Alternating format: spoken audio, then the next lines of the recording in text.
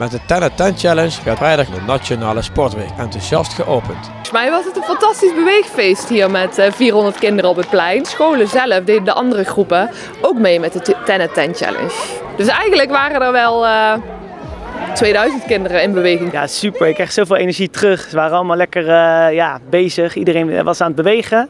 Dat is toch altijd maar de vraag hoe de kinderen gaan reageren erop natuurlijk. Maar super tof om te zien dat ze zo goed meededen. Heel leuk. Ja, alleen maar blije gezichten gezien. Het thema van de Nationale Sportweek is sport geeft je een boost. En boost, dat kan natuurlijk op verschillende manieren. Hè? Om fit te worden, om zelfvertrouwen te krijgen, om vriendjes, vriendinnetjes te maken. Het is goed voor van allerlei dingen en ook gezond natuurlijk. En wat is jouw favoriete sport? Ja, dat blijft toch wel handbal. Die zat er niet in, hè?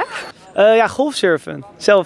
Golfsurfen vind ik het allerleukste. En skateboarden vroeger, maar dat doe ik nu niet zoveel meer. Een beetje oude man aan het worden, maar surfen nog steeds. Atletiek natuurlijk. Dat was mijn favoriete onderdeel.